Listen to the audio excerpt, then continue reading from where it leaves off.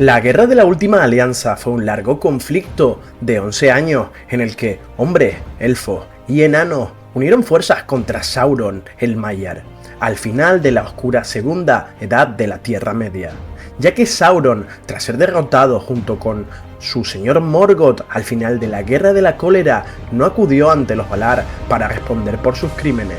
y ya sin la influencia de su maestro, campó a sus anchas en la Tierra Media, extendiendo sus sombras desde Mordor. En el apéndice B del libro del Retorno del Rey se nos ofrece la cuenta de los años, donde se nos explica la cronología de esta difusa Segunda Edad que duró 3441 años.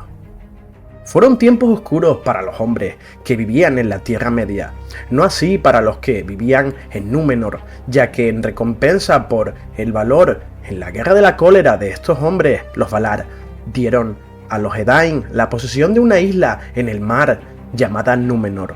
que sería una poderosa civilización que alcanzaría sus días de gloria durante esta era, y tan grande era la flota de los númenóreanos que incluso Sauron les llegaría a temer. Esta Segunda Edad duró algo más de 3400 años y en ella se sucedieron una serie de acontecimientos importantes para la trama del Señor de los Anillos.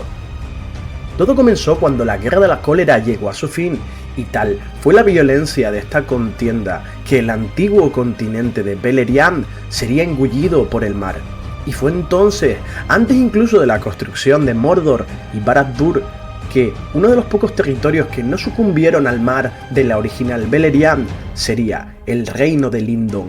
que Gil-galad fundó durante el primer año de esta nueva edad, y en él se estableció como alto rey de los elfos Noldor, y muchos elfos importantes habitaron con él. Durante estos tiempos, Lindon creció en poder y sabiduría, siempre expectante ante cualquier amenaza, y se crearon las ciudades de Harlond y Forlond,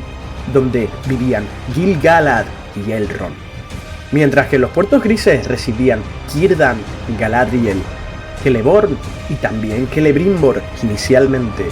siendo el único puerto donde partían los barcos élficos rumbo a Valinor.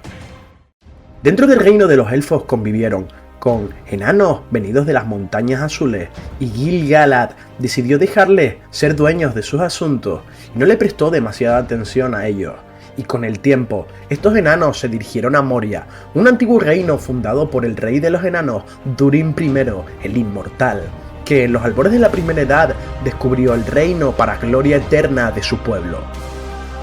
Hemos hablado de los elfos y de los enanos, pero aquellos hombres que combatieron a Morgoth junto a los elfos, como he dicho anteriormente, recibieron un gran obsequio por parte de los Valar,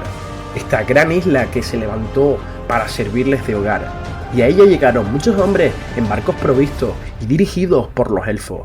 Una migración que tomó al menos 50 años y que pobló la isla de al menos 10.000 hombres, mujeres y niños, y en el año 32 de la Segunda Edad oficialmente se estableció el reino de Númenor, con Elros, hijo del legendario Eärendil y hermano de Elrond,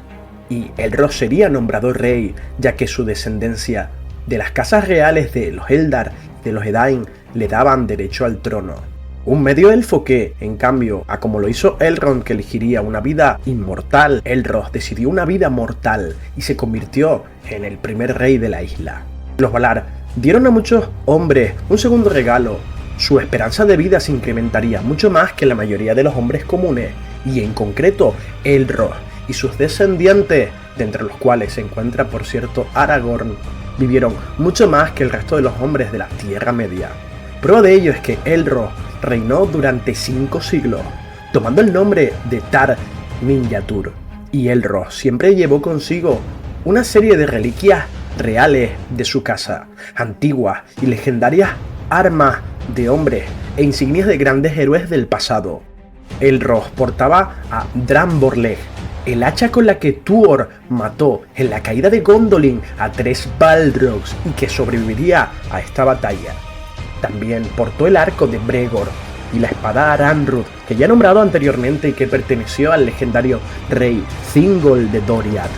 También llevaría el anillo de Barahir, que pasaría miles de años después a Aragorn. Durante estos 500 años en los que Elros reinó en Númenor, se convirtió en un pueblo poderoso y mantuvo largo tiempo su amistad con los elfos de la Tierra Media. Y muchos regalos fueron traídos por los elfos a Númenor para apuntalar la civilización de los hombres. Entre ellos, las 7 Palantiri, genuinas bolas de cristal vidente hechas por Fëanor en los días antiguos, objetos que jugaron un papel clave durante la historia del Señor de los Anillos. No mucho después de la muerte de Elros, Sauron comenzaría nuevamente a hacer sus movimientos y alrededor del año 600 las primeras naves de Númenor comenzaron a desembarcar en la Tierra Media, y en el año 750 muchos Noldor abandonaron Lindon y Celebrimbor fundaría Eregion, mientras que Galadriel y Celeborn se instalarían en el bosque de Lórien. Una vez alcanzado el primer milenio de la Segunda Edad, Sauron se alarmó con el enorme poder de Númenor y decidió elegir la tierra de Mordor como su reino, construyendo Barad-dûr como su fortaleza. Y durante los siglos posteriores trataría de intentar seducir a los elfos bajo otros aspectos e identidades, pero Gil-galad se negó a tener tratos con él, aunque sí consiguió seducir a los elfos de Eregion bajo la forma de Annatar, el Señor de los Dones, un supuesto enviado de los Valar. Celebrimbor y Annatar trabajaron codo a codo durante 300 años, y la habilidad de los herreros alcanzó su cima, comenzando a forjar entonces los anillos de poder alrededor del año 1500 de la Segunda Edad.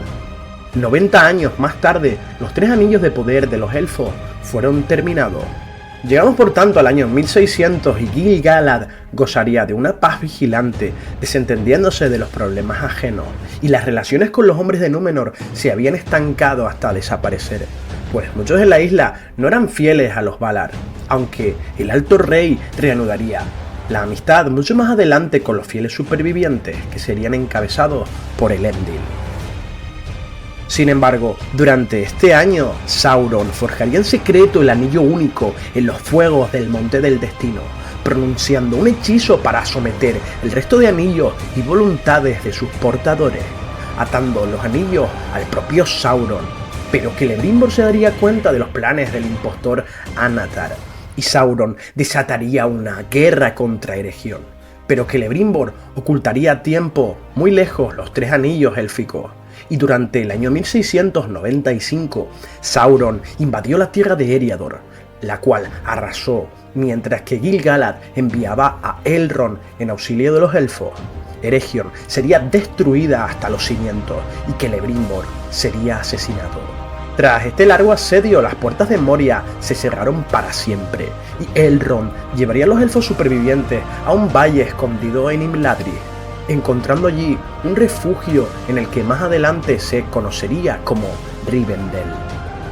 En el año 1700 de la Segunda Edad, Sauron estaba dispuesto a hacerse con el control de la Tierra Media y continuaría sus ataques por la tierra de Eriador, y Gil-galad se vio obligado a pedirle ayuda a Númenor, que respondió de inmediato, ya que su rey en aquel entonces era Tar-Minastir, que enviaría una gran flota a Lindon para auxiliar a los elfos, y gracias a esto se pudo derrotar a Sauron, que sería expulsado de Eriador, y las tierras del oeste tuvieron un largo periodo de paz desde entonces. Aunque en Númenor la sombra de la envidia crecería, ya que envidiaban la inmortalidad de los Eldar, mientras que los dominios de Númenor crecían a lo largo de las costas de la Tierra Media. Y fueron pasando los siglos, y ya en el año 2251, los hombres de Númenor comenzaron a dividirse entre fieles y rebeldes a los Valar. Y por este tiempo despertaron los Nazgûl, espectros del anillo, mientras que en Umbar, muy al sur, se convertía en una gran fortaleza de Númenor. Y no mucho después se construyó también Pelargir, siendo el principal refugio de los fieles. Mucho tiempo pasó y a partir del año 3255 entraría en juego Ar-Pharazôn, el Dorado, que se haría con el trono de Númenor, siendo el rey más orgulloso de su historia. Gil-galad nuevamente pediría ayuda a Númenor y sorprendentemente Pharazôn respondió, ya que Sauron en ese momento era el señor más poderoso de la Tierra Media, algo que despertaba la ira y envidia del rey de Númenor. que desembarcaba en las costas de Umbar con un invencible ejército que aplastó completamente a las fuerzas de Mordor y exigió entonces a Sauron la rendición. Y el Señor Oscuro la aceptó y sería llevado como prisionero a Númenor, si bien todo era un engaño de Sauron, ya que poseía el anillo único en ese momento y su principal propósito era infiltrarse en el reino de los hombres para persuadir a su rey y atraerlo a la oscuridad. Y así fue como Sauron persuadió a Pharazôn, que deseaba la vida eterna, y pronto lo convenció para renegar de los Valar y de los elfos. Y durante 50 años, el Señor Oscuro envenenó las mentes de los númeroneanos, hasta que el rey ordenaría la creación de una gran armada, y durante 9 años, los hombres trabajaron a destajo para construirla y atacar Valinor. Pero esto despertaría la ira de los Valar, que solicitarían la ayuda de Ilúvatar, el dios supremo omnipotente, que intervendría y se levantaría una gran ola que provocaría la destrucción de Pharazôn y su armada, provocando también el hundimiento en el mar de la isla de Númenor. Y con esto la gran civilización de los hombres era destruida, pero no todos ellos desaparecieron, ya que un conjunto de los llamados fieles a los Valar escaparon de la maldición, liderados por Elendil el Alto y sus hijos, que se declararon entonces enemigos de Sauron. Con esto llegamos al año 3320 de la Segunda Edad, en el que se fundan los reinos númeroneanos en el exilio. Muy importante en la Tercera Edad, estos reinos se llamarían Arnor en el norte y Gondor en el sur. Pero Sauron, que se encontraba en Númenor durante su caída, perdió para siempre la capacidad de tomar una forma amable y hermosa, y nunca más fue a Anatar. Sin embargo, su espíritu sobrevivió y regresó como un viento maligno a Mordor. Pero 9 años después, Sauron atacaría Gondor y tomaría Minas Ithil, que sería conocida durante El Señor de los Anillos como Minas Morgul, provocando la retirada de Isildur a través del río Anduin, mientras que Anarion, segundo hijo de Elendil, permanecería en Gondor defendiendo Minas Tirith y Osgiliath. Finalmente se produce la alianza de hombres y elfos en el año 3430, ya que Anarion lograba mantener a Sauron dentro de Mordor, e Isildur convocaba a los reyes menores alrededor de la piedra de Erech para formar un ejército. Pero uno de estos reyes no acudió a la batalla y sería el rey de los muertos que vemos en el Retorno del Rey. Mientras tanto, Gil-galad y Elendil celebraban un concilio junto a los señores elfos, en una gran mayoría de la rama de los Noldor, pero también habían elfos Sindar y muchos de ellos silvanos de Lothlórien y del Bosque Negro, siendo sus principales líderes por parte de los elfos Gil-galad, Elrond, Círdan, Orofer, señor del Bosque Negro y abuelo de Legolas, y Amdir de Lórien. Los hombres beligerantes eran Dúnedain, descendientes del linaje de Númenor que escaparon del desastre, pero también estaban acompañados por hombres valientes del norte del valle de Anduin, señores de los caballos, que siglos más adelante serían conocidos como el pueblo de Rohan. A la alianza también se le sumaron los enanos de Moria bajo el mando de Durin IV, aunque se sabe que algunos enanos de las casas más orientales se unieron a las tropas de Sauron, cuyo ejército se encontraba configurado por orcos, hombres malignos del este que habían caído en el pasado bajo la sombra del Señor Oscuro, y también de sureños de Harad, además de un número indeterminado de númeroneanos negros que en el pasado le declararon lealtad, como fue Boca de Sauron, que aparece en la versión extendida de El Retorno del Rey. Finalmente, tras un año de preparativos, la alianza se embarcó hacia el este, y en la cima de los vientos se reunieron las tropas de los hombres y elfos, y tras aguardar un tiempo a que los aliados del otro lado de las montañas nubladas se organizaran, partieron hacia Mordor, y se dice que el ejército allí reunido era el más grandioso de todos los vistos anteriormente en la Tierra Media, desde que el ejército de los Valar derrotara a Morgoth.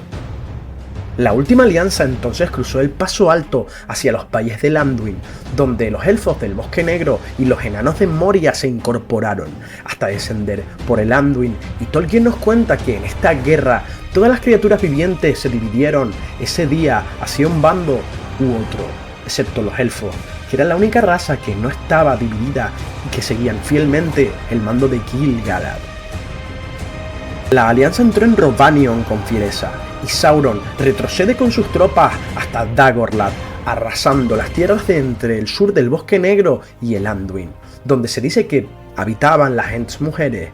Y ambos ejércitos chocaron y se produjo entonces la batalla de Dagorlad. Pero el rey Orofer de los elfos silvanos entró en batalla con sus más bravos guerreros antes de que Gil-galad diera la señal de ataque, y entonces sus fuerzas fueron emboscadas y empujadas hacia la Ciénaga de los Muertos, ya que los elfos silvanos no eran tan numerosos y estaban mal equipados. Y fue aquí donde Orofer encontró su final. Pero su hijo Thranduil sobrevivió valerosamente y tomó el mando de las fuerzas restantes para seguir combatiendo.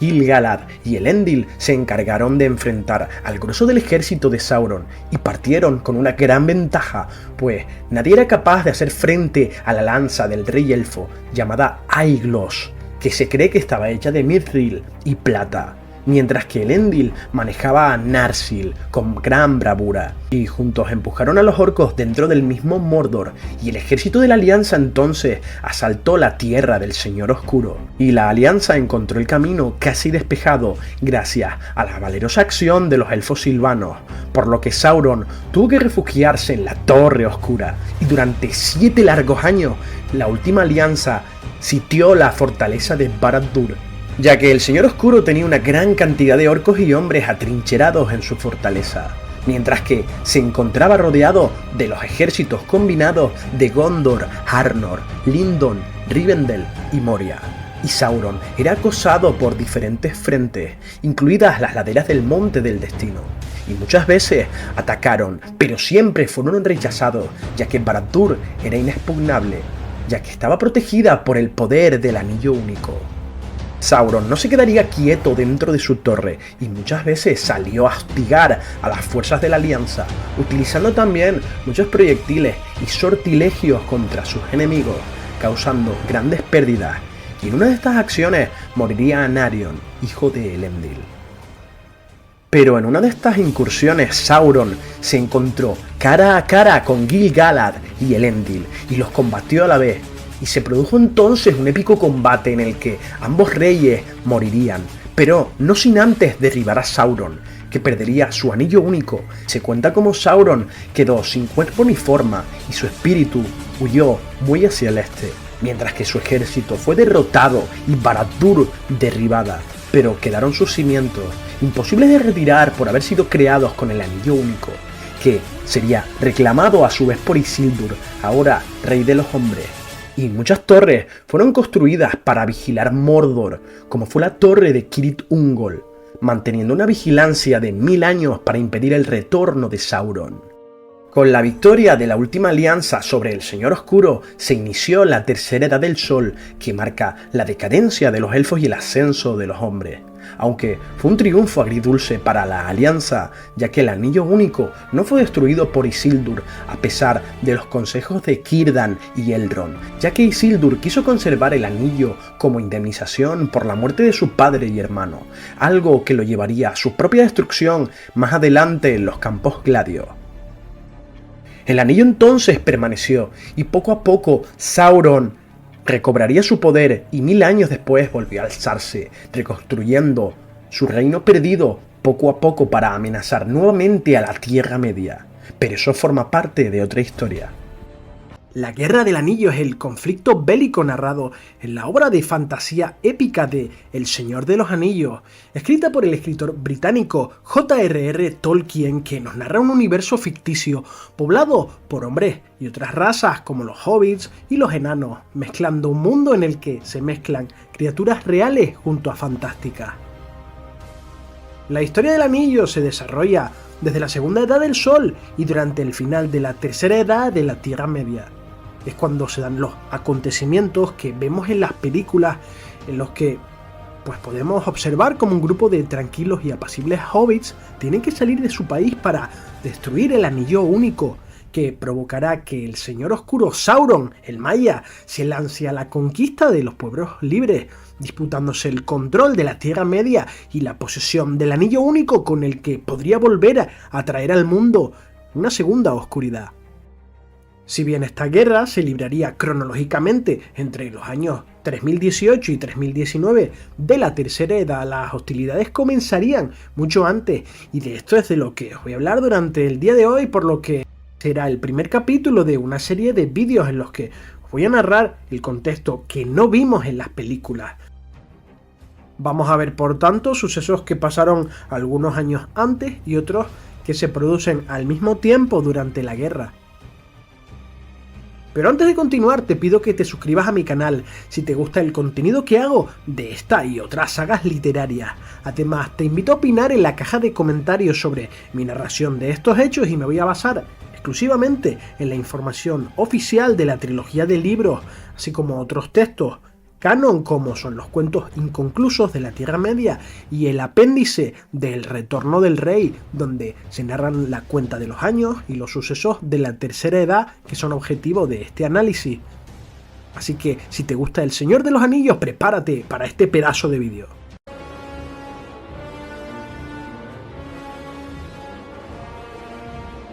Tras la derrota de Sauron que vimos en el prólogo de la Comunidad del Anillo, el Señor Oscuro desaparecería del mundo al final de la Segunda Edad, pero reaparecería entre los años 2850 y 2941, en los hechos que vimos narrados en El Hobbit, donde se produciría, por cierto, la batalla de los 5 ejércitos, momento en el que Sauron sería expulsado de la fortaleza de Dol Guldur.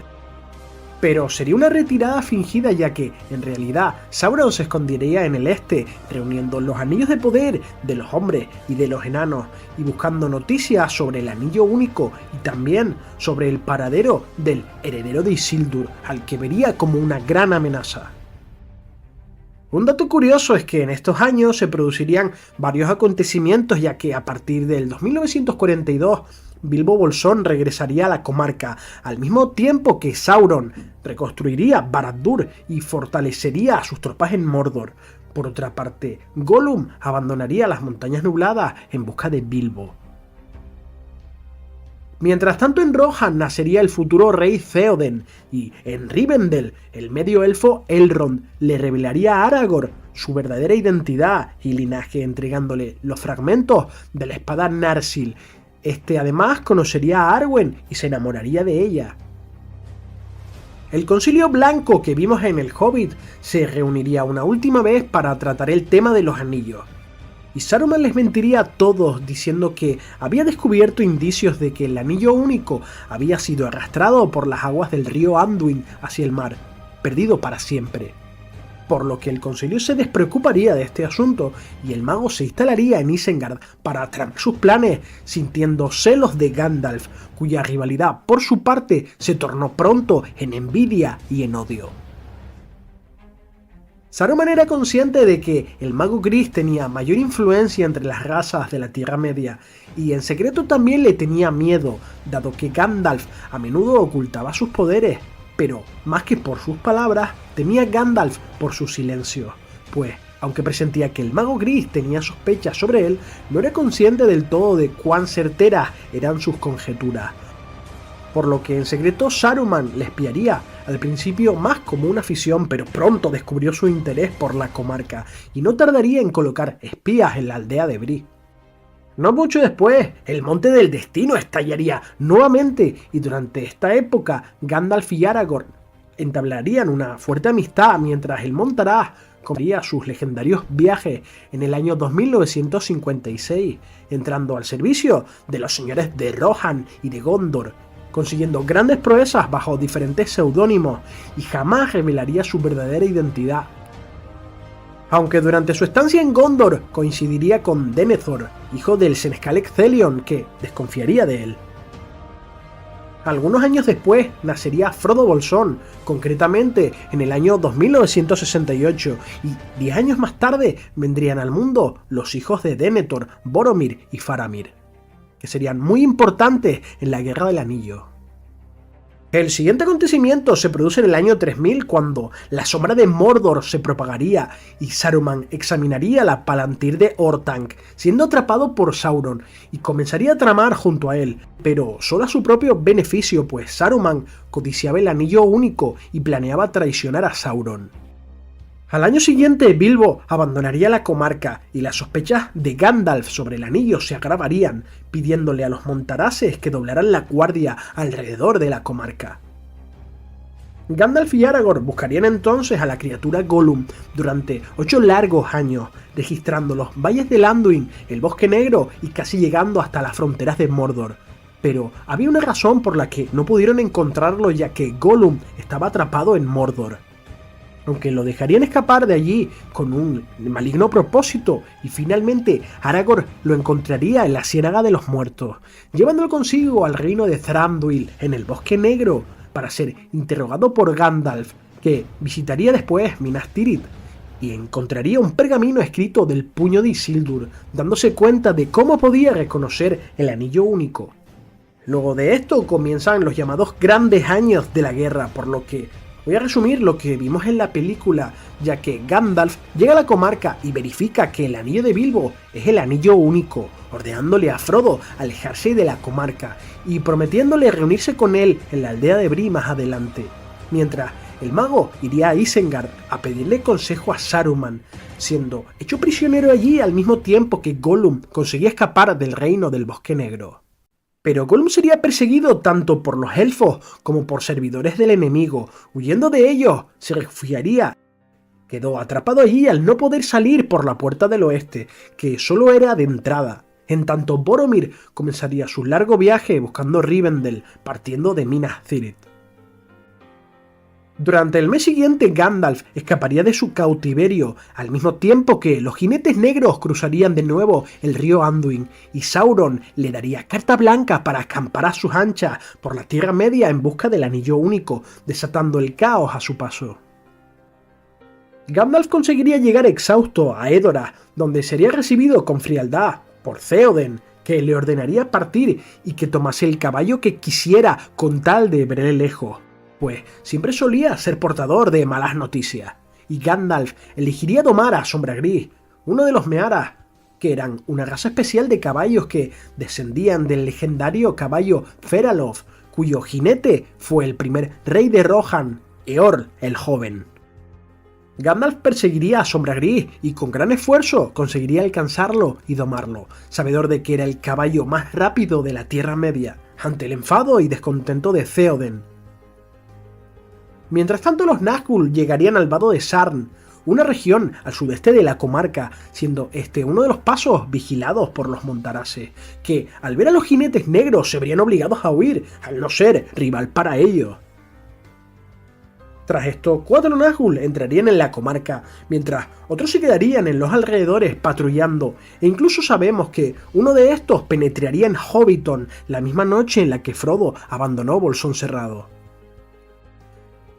Apenas unas horas después, Gandalf saldría de Rohan a toda prisa y Frodo llegaría al Bosque Viejo, encontrándose con Tom Bombadil, un extraño personaje que es omitido en las películas, un ser capaz de resistir la tentación del Anillo Único y que no parecía haberse afectado por sus poderes. Y tras pasar 2 noches con él, Frodo y los demás se encaminarían a Bree, que pronto sería invadida por los jinetes, y los hobbits saldrían de la aldea con la ayuda de Aragorn durante las primeras horas de ese día. Finalmente Gandalf llegaría esa noche y estaría muy preocupado por las noticias de la incursión de los Nazgûl, pero con el consuelo de saber que los medianos habían partido con Trancos, internándose en las tierras salvajes en busca de huir del enemigo. Gandalf le seguiría los pasos, aunque sin saberlo lograría adelantarlos, pasando una noche en la cima de los vientos, y sería atacado por los Nazgûl, y Frodo, desde la distancia, vería como la cima resplandecía con una intensa luz, dado que Gandalf desataría parte de su poder para rechazar de allí a las fuerzas tenebrosas, una exhibición de sus verdaderos poderes que veríamos, por cierto, más adelante en el Retorno del Rey para salvar a Faramir. 3 días después el grupo llegaría a la cima de los vientos y serían nuevamente emboscados, esta vez teniendo más éxito los Nazgûl e hiriendo a Frodo con una hoja de Morgul. Mientras tanto, ante todo este revuelo, Elrond de Rivendell enviaría a uno de los elfos más poderosos y legendarios de toda la Tierra Media a buscarlos, Os estoy hablando de Glorfindel, capitán de Gondolin, del clan de los Noldor de la Primera Edad, que en el pasado lucharía contra el primer señor oscuro Morgoth e incluso conseguiría asesinar a un Balrog en un épico enfrentamiento. Y este personaje se omite en la película de la Comunidad del Anillo, siendo sustituido por Arwen durante su rescate heroico a Frodo.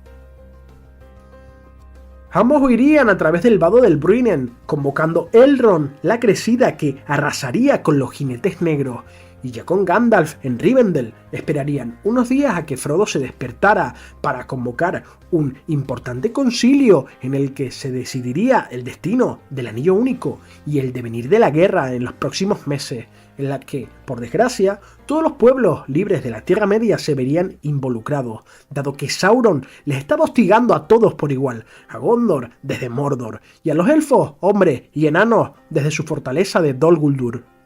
Hemos visto unas diferencias notables respecto a la adaptación cinematográfica, ya que luego se produciría esta reunión en la que se decidiría llevar el anillo a Mordor. Si bien la Comunidad del Anillo no se formaría sobre la marcha, como vimos en la película, que parece salir al día siguiente del concilio. Y esto realmente no fue así, ya que tardarían 2 meses de preparativos para ir al sur.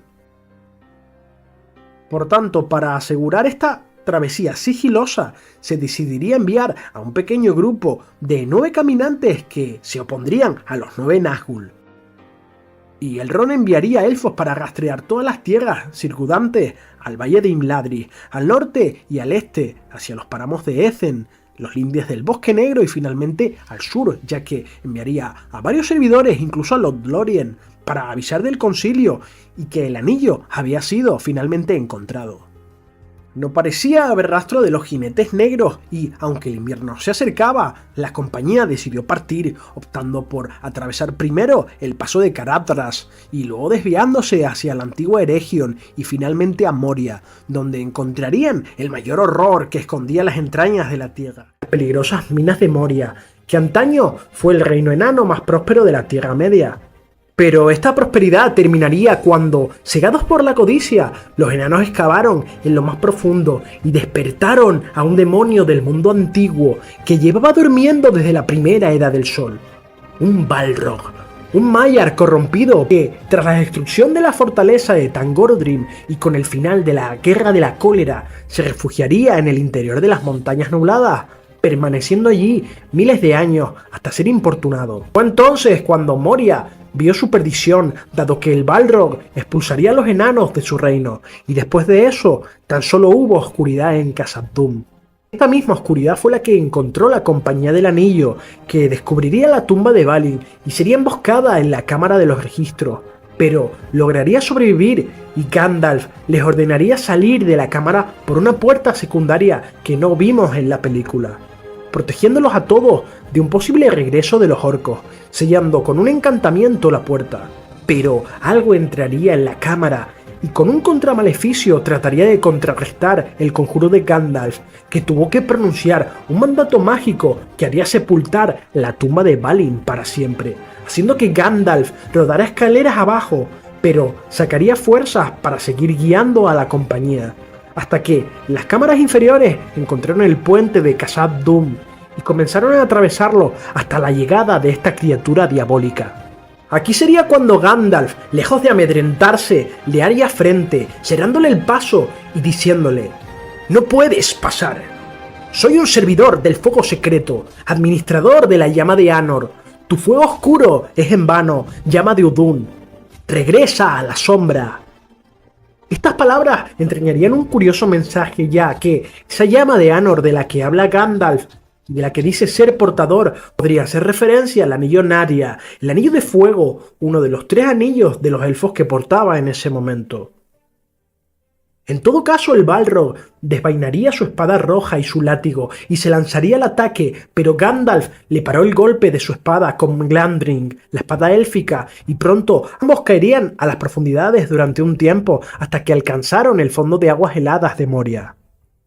Mientras los restantes 8 miembros de la compañía huirían de Moria con un profundo dolor y tristeza por perder supuestamente a Gandalf, ambos contendientes continuarían con su batalla.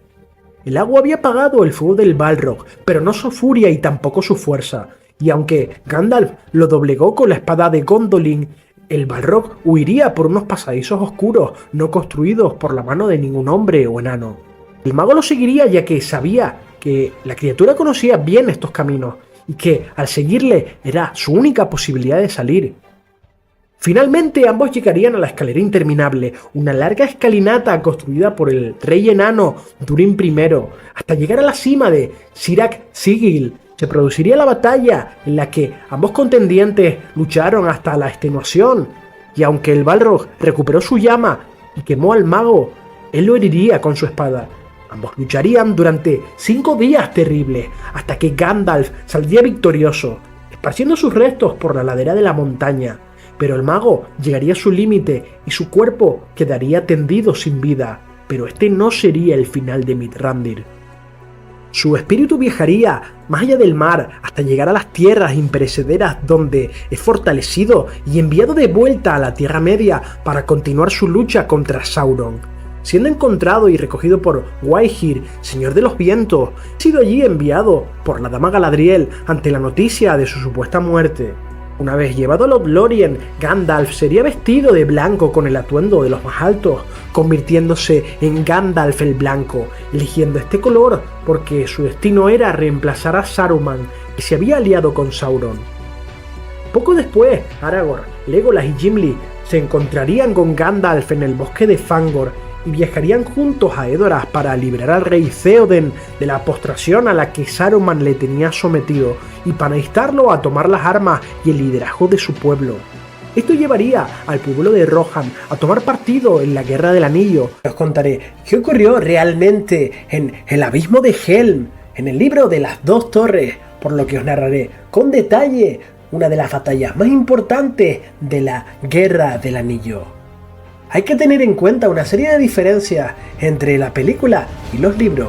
Para empezar, Éomer estaba presente en los acontecimientos y los hombres de Rohan no reciben ayuda de una comitiva élfica de Rivendell y Lórien, como ocurre en la película.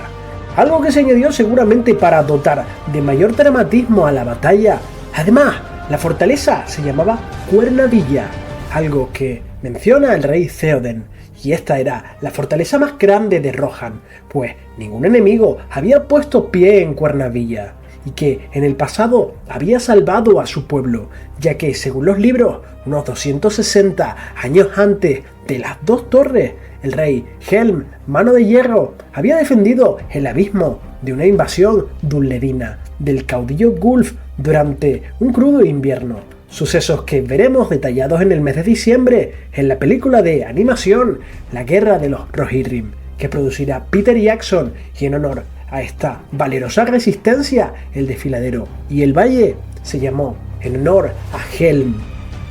A esta fortaleza recurriría el rey Theoden, que estaba acosado por las fuerzas atacantes de Isengard, enviadas por el mago Ishtar, traidor Saruman, apodado ahora el Multicolor, que a través de la Palantir de Orthanc había hecho contacto con Sauron y establecido una alianza mortal para los pueblos libres de la Tierra Media. Y mientras el Señor Oscuro preparaba sus huestes para el asedio a Gondor, Saruman quería apoderarse de Rohan para evitar la más que posible ayuda de los jinetes ante el conflicto de Gondor. Si bien en realidad el mago pretendía traicionar a Sauron más adelante y apoderarse, en caso de ser posible, del Anillo Único,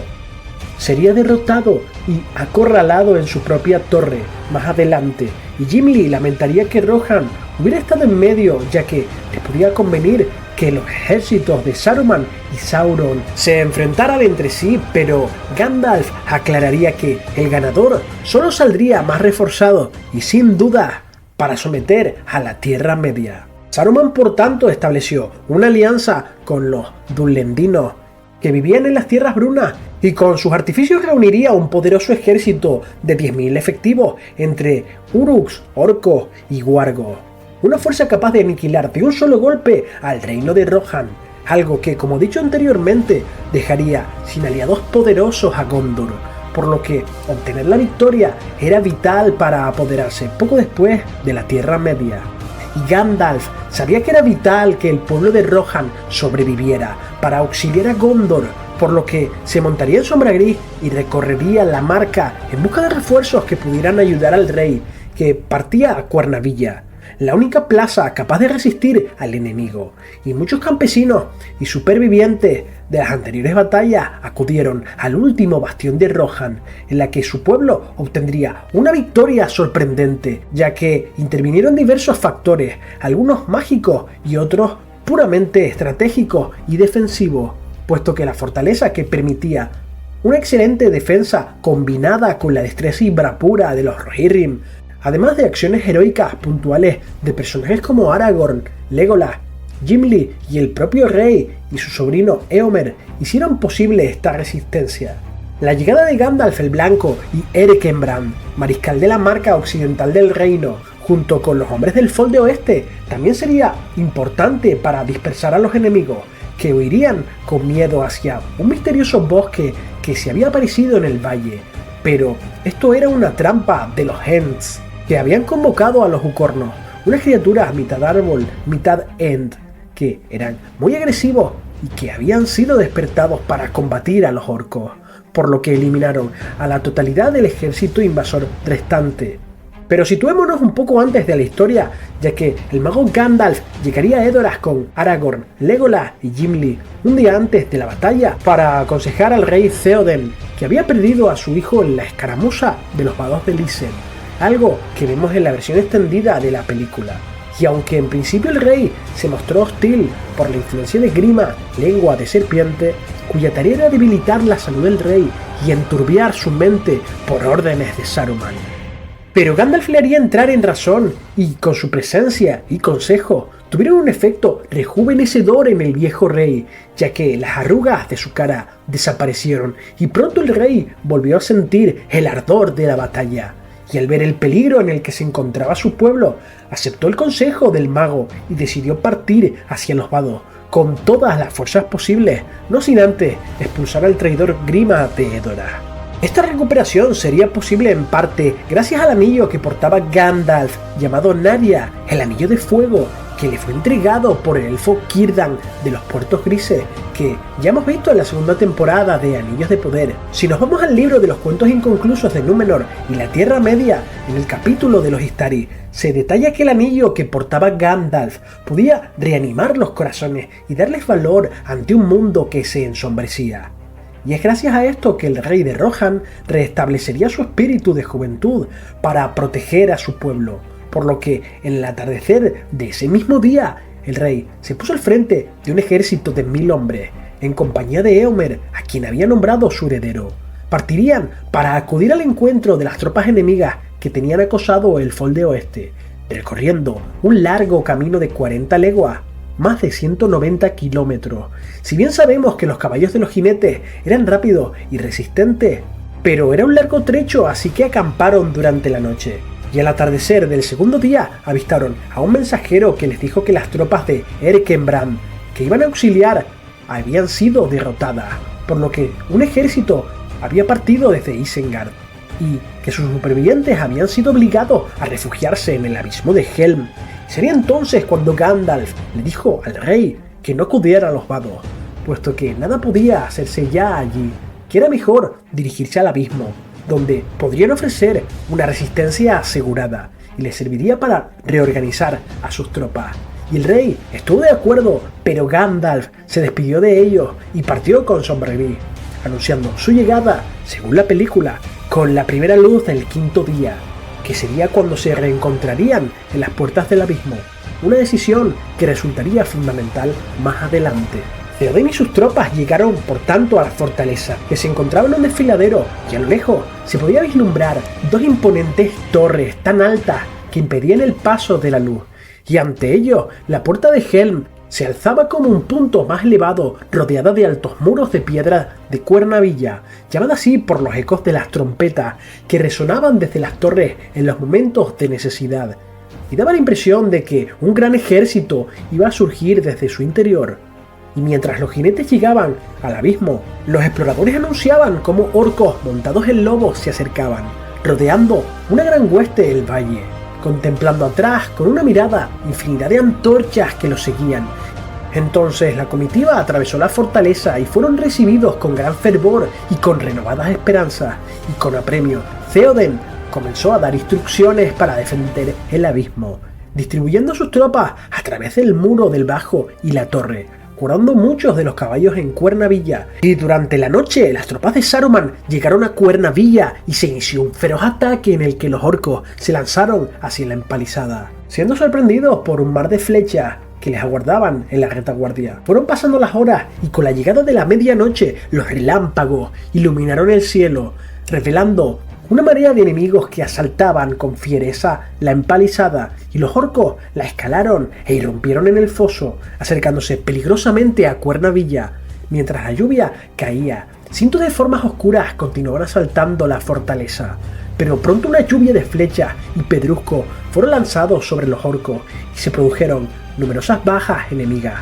provocando la primera retirada, aunque iba a durar poco, ya que pronto se reorganizaron y atacaron con mayor contundencia todavía si cabe, y extramuros las trompetas resonaban, y una gran horda intentó derribar la puerta, pero por cada orco que caía, dos más ocupaban su lugar, y entonces los enemigos utilizaron un gran ariete y las puertas iban cediendo poco a poco.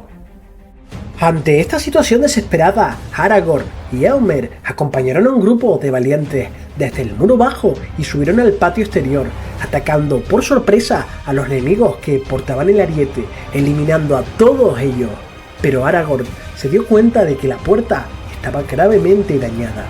Cuando fueron a retirarse, vieron cómo varios orcos que habían fingido estar muertos se levantaban y les sorprendían por la espalda. Y poco faltó para tener una tragedia, pero Gimli apareció de improviso y con un inigualable manejo del hacha decapitó a varios de ellos, haciendo que el resto huyeran atemorizados. Y entonces nuestros héroes se retiraron a Cuernavilla, donde hicieron una maltrecha barricada en la puerta principal que no bastaría para detener a los innumerables enemigos, que podrían infiltrarse a través de una pequeña alcantarilla que pudo ser bloqueada a tiempo gracias a la supervisión de Gimli. Pero Saruman había ideado un dispositivo para penetrar en la fortaleza, y los orcos lo utilizaron para crear una gran explosión, creando un enorme agujero en el muro, y los orcos lograron entrar en tropel, y entonces los Rohirrim se vieron obligados a retirarse a Cuernavilla y a las cuevas, tomando el enemigo a la fortaleza y poniendo los estandartes de la mano blanca de Saruman. Por tanto, parecía el fin del pueblo de Rohan, pero con el amanecer sonó el legendario cuerno de Helm, algo que aterrorizaría a los enemigos, y el propio Theoden en persona cabalgó y lideró junto con Aragorn y cientos de hombres a pie una última acción desesperada, en parte para ganar tiempo a los heridos y ancianos que escapaban a través de las cuevas hacia las montañas. Pero en ese momento ambos bandos se dieron cuenta que un gran bosque se había aparecido como por arte de magia para bloquear la ruta de escape de los orcos. Y Gandalf y Erkenbrand aparecieron con 1000 jinetes y cargaron con dureza contra el enemigo, y con la llegada del mago, los hombres dunlerinos que luchaban a favor de Saruman se rindieron, y los orcos rompieron su formación de asedio y huyeron, siendo eliminados por los Hucornos. Una vez finalizada la batalla, los dunlerinos se rindieron y Theoden los perdonó, y la derrota de Isengard supuso una gran victoria para Rohan, y se eliminó al principal aliado de Sauron, que además posibilitaba a Gondor recibir ayuda más adelante. La batalla más épica y decisiva del Señor de los Anillos. Gondor, el reino más poderoso de la Tierra Media, sufría asedio, pues su capital, la imponente Minas Tirith, estaba siendo atacada por el ejército de Sauron, conformado por más de 200.000 orcos y liderado por el rey brujo de Angmar.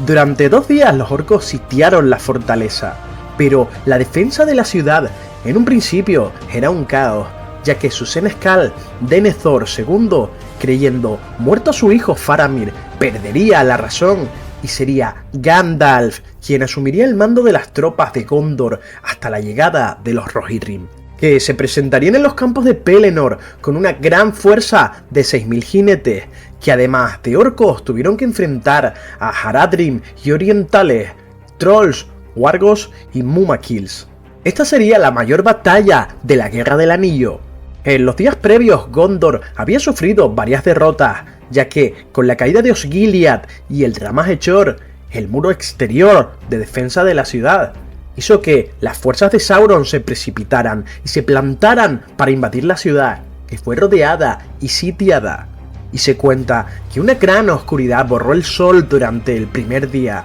que no tuvo amanecer, y los Nazgûl, espectros del enemigo y sirvientes más temidos de Sauron, sobrevolaron los campos montados en bestias aladas, haciendo flaquear la moral de los defensores y obligando a Gandalf a utilizar su anillo de poder, Narya, que evocaba esperanza, coraje y resistencia al cansancio, de forma que el mago quería ganar tiempo hasta la llegada del pueblo de Rohan, que acudiría en su auxilio. Pero remontémonos a unas jornadas antes de la batalla, ya que en Rohan, Theoden se encontraba en el refugio del Sagrario cuando recibió un mensajero de Gondor con una flecha roja, símbolo de que Gondor se encontraba en graves apuros. Fue entonces cuando el rey decidió reunir a sus tropas y marchar a la batalla lo más pronto posible, puesto que si Gondor caía, toda la Tierra Media estaría expuesta ante Sauron, y Theoden, que había nacido además en Gondor por honor y por aprecio, cumpliría el juramento de su antepasado Eorl de hermanamiento y auxilio entre ambos reinos. Y tras varios días de cabalgata, los Eorlingas llegarían a los campos de Pelennor contra todo pronóstico, sorprendiendo a las tropas de Sauron gracias a la ayuda de los hombres salvajes del bosque de Drúadan, que le enseñarían al rey caminos secretos eludiendo a los espías del enemigo. Para la creación de esta batalla, Tolkien tendría numerosas influencias históricas y hay cierto realismo militar en su ejecución, y numerosos especialistas han comentado el significado de la contienda, ensalzando el valor norteño que sigue adelante incluso ante una muerte segura que recuerda al poema inglés de Beowulf. También recibiendo inspiración en la batalla de los campos cataláunicos de Jordanes, que en el siglo I de nuestro tiempo se enfrentarían civilizaciones de Oriente contra Occidente, en la que el rey Teodorico I moriría, al igual que Theoden, aplastado por su caballo. Minas Tirith era conocida como la Torre de la Guardia y era la capital de Gondor tras la decadencia de Osgiliath. La ciudad fue construida por Anarion, el hermano de Isildur y segundo hijo de Elendil, en los tiempos de la Segunda Edad, y fue edificada sobre una gran colina y se encontraba dividida por 7 niveles de 100 pies de altura cada uno, rodeado de murallas de piedra blanca. La ciudad sufriría un terrible asedio durante la Guerra del Anillo, y el enemigo había logrado romper la puerta con un ariete llamado Grond, y el rey brujo cruzó entonces el arco que ningún enemigo había traspasado jamás. Pero Gandalf se interpuso en su camino. Antes de poder enfrentarse, se oyeron a lo lejos los cuernos de los jinetes de Rohan, que habían llegado al campo mientras amanecía, obligando al rey brujo a replegarse, puesto que los Rohirrim destruyeron rápidamente las máquinas de asedio de los orcos. Theoden se enfrentaría en combate singular contra el capitán de los Haradrim del sur, un caudillo que se hacía llamar el Señor de la Serpiente, que había ido a atacar al rey ya que vio a Theoden con poca escolta. Y Theoden se vio superado en número y aquel enfrentamiento fue terrible. Aunque su lanza se rompió, el rey de Rohan lograría batir con su espada a su enemigo, haciendo huir al resto de Haradrim. Pero en la plenitud de la victoria del rey, el escudo dorado comenzó a oscurecerse, puesto que el miedo comenzó a dominarlos a todos, y Crin Blanca, el caballo del rey, fue herido por un dardo y cayó sobre su jinete. Entonces, una criatura horrible emergería de las tinieblas, una bestia alada parecida a un dragón, una criatura de un tiempo pasado que había sido capturada por Sauron para ser la cabalgadura de su más letal siervo. De esta bestia se bajó una figura envuelta con una capa negra y que llevaba una corona de acero. Era el señor de los Nazgûl, el rey brujo de Angmar, que con su presencia comenzó a cambiar las tornas de la batalla, puesto que la victoria del rey se tornaba ahora en muerte y desesperación. Se acercó a Theoden y solo un caballero permaneció junto al rey, que, aunque lloraba, tuvo el aplomo de hacerle frente al Nazgûl, y Merry, el hobbit de la comarca, estaba tras él, mientras recordaba las palabras de Gandalf, que le había ordenado que fuera paje del rey y que le sirviera, y tampoco estaba dispuesto a abandonarle. Aquel caballero se llamaba Derhelm, y había sido el encargado de traer a Merry a la batalla. Le dijo al rey brujo que dejara en paz a los muertos, pero él le respondió con una voz gélida que no se interpusiera entre un Nazgûl y su presa, y que si no se apartaba, lo llevaría ante la mirada del ojo sin párpado de Sauron. Ningún hombre viviente podía hacerle nada. Entonces Derhelm se quitó el casco, revelando que en realidad era Éowyn, sobrina del rey, y que si se atrevía a tocar a Theoden sería aniquilado. Y por un instante el Nazgûl quedó en silencio, pero pronto se ensarzaron en un combate en el que con un golpe de masa rompió el escudo de Éowyn, que cayó con el brazo roto, y con un segundo golpe de su arma pretendía rematarla, pero falló el golpe puesto que Merry se le había acercado por la espalda clavando su espada tumularia detrás de la rodilla del rey brujo.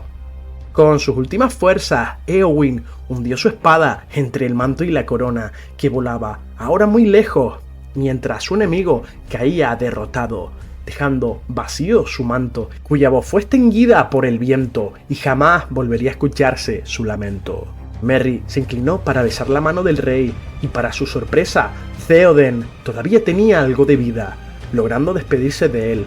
Y Merry le pediría perdón por desobedecer su orden de no acudir a la batalla, y el rey le sonrió, ya que no se le podía negar el perdón a un corazón tan grande y valeroso. En su último aliento, Theoden preguntó por Éomer, al que designó como rey, y nombró a Éowyn, a quien siempre quiso como una hija. Y cuando Merry le iba a decir que ella estaba con ellos, un gran clamor se escuchó en los campos de Pelennor, ya que nuevas tropas enemigas acudían, puesto que una horda de Mamukils avanzaba, mientras que de otro lado Éomer recomponía a sus jinetes, y de la ciudad de Minas Tirith salió una gran hueste de hombres encabezados por Imrahil de Dol Amroth, dispersando a los enemigos de la puerta. Y Éomer, al ver al rey, se quedó desconsolado, mientras que uno de los caballeros tomaba el estandarte real y Theoden señalaba a su sobrino, al que le dijo «Salve, rey de la marca», y apremió a Éomer a cabalgar hacia la victoria y que le despidiera de Éowyn, sin saber que ella estaba allí muy cerca de él. Entonces Éomer dio órdenes de retirar de allí el cuerpo del rey, que fuera protegido por un séquito, pero se quedó helado al ver a su hermana allí abatida, perdiendo por un momento la razón. Entonces montaría a caballo y pronto le dominó la cólera, ordenando con una voz poderosa traer muerte a sus enemigos. El cuerpo del rey fue protegido por una empalizada, mientras los Rohirrim enterraban a Crin Blanca, el caballo del rey, a la vez que la batalla proseguía a su alrededor. Y ante ellos apareció un alto señor de Gondor que había liderado la carga de los guerreros de la ciudad. Era Imrahil de Dol Amroth, una región al sur del reino de Gondor de la que era gobernante, y allí, al enterarse de la muerte del rey de Rohan, le rendiría tributo a Theoden. Mientras tanto, dentro de la ciudad, Denethor había entrado en la locura y se disponía a quemarse vivo en una pira funeraria, ya que creía que su hijo Faramir estaba muerto. Y solo la intervención del hobbit Peregrin Took, de Beregond, un guardia de la ciudadela, y de Gandalf salvaron a Faramir, pero Denethor se inmoló antes de que pudieran detenerlo, y Tolkien afirma indirectamente que la muerte de Theoden podría haberse evitado si Gandalf hubiera ayudado a los Rohirrim como era su intención. Por desgracia, en los campos del Pelennor, la batalla se estaba volviendo a favor de las tropas de Sauron, ya que aunque los Rohirrim habían infligido enormes daños, los orcos seguían siendo muy superiores y ahora estaban liderados por Gothmog, lugarteniente de Minas Morgul, que hizo llamar a las fuerzas restantes en Osgiliath, haciendo que los jinetes de Rohan se encontraran entre dos frentes e impidiendo que se unificaran con las tropas de la ciudad, por lo que Éomer tuvo que refugiarse en una colina para ofrecer una última resistencia. En ese momento una flota de barcos negros apareció en los puertos, y al principio todos pensaron que eran los corsarios de Umbar, aliados del enemigo. Pero cuando su nave insignia desplegó los estandartes del rey de Gondor, desmoralizó a los ejércitos de Sauron, puesto que de sus naves desembarcaban 20.000 hombres del sur de Gondor, encabezados por Aragorn y su compañía gris, una treintena de montaraces venidos del norte, capitaneados por su primo Halbarad, que se había presentado ante él en Rohan gracias a la llamada de la dama Galadriel. Y con ellos estaban Legolas y Gimli, además de los hijos de Elrond, los gemelos Elladan y Elrohir. Esta aparición tuvo un punto de inflexión en la batalla, ya que ahora las fuerzas de Sauron estaban inmovilizadas por el miedo y se veían atrapadas entre dos frentes. Y Éomer cargó con sus jinetes mientras Aragorn avanzaba en dirección a la ciudad, y ambos se reencontraron en el clamor de la batalla, y lucharon durante todo el día hasta que, al amanecer, ya no quedó ningún orco vivo en los campos del Pelennor. Con el final de la batalla, la derrota de Sauron era desastrosa, aunque esto no aseguraba la victoria de los pueblos libres, porque aunque Sauron había perdido alrededor de 130.000 orcos y el Nazgûl más poderoso de los 9 había caído, los capitanes del oeste celebraron un concilio y pronto comprendieron que era un triunfo momentáneo, puesto que más enemigos aguardaban en Mordor, y Gandalf les hizo ver que no alcanzarían la victoria por la fuerza de las armas, dependiendo únicamente de que Frodo, como portador del anillo, cumpliera su tarea. Tras varios días de recuperación, Aragorn partió con 7.000 hombres hacia Mordor para provocar el ataque del Señor Oscuro y desafiarle, de forma que los orcos dejasen despejado el llano de Gorgoroth y Frodo pudiera acceder con más facilidad al Monte del Destino. Y solo acudieron a la Puerta Negra aquellos que quisieran ir voluntariamente. Y aunque algunos pensaban que Sauron sospecharía de una trampa, su ojo estaba fijo, casi ciego, en el heredero de Isildur, puesto que Aragorn le había revelado que aún seguía vivo a través de la Palantir, desembocando más adelante en la culminante batalla de Morannon. Pero eso forma parte de otra historia. Como habéis podido daros cuenta, hay muchas diferencias respecto a la película, ya que Gandalf y el Rey Brujo no se enfrentan, pero Gandalf era mucho más poderoso que el espectro dada su condición de Maiar, además siendo reforzado con los poderes del Mago Blanco, estando en la cúspide de su poder, y el Rey Brujo en ningún caso podría ser rival para él. Nadie, excepto Sauron, sería capaz de derrotar a Gandalf en la Tierra Media. Otro detalle es que los hombres muertos no desembarcan en Minas Tirith en el libro, pero ayudan a tomar la flota de corsarios de Umbar, y tras esto Aragorn les dio permiso para partir al más allá. Finalmente, la despedida de Theoden con Éowyn se me hace muy necesaria y un gran acierto de Peter Jackson en la película.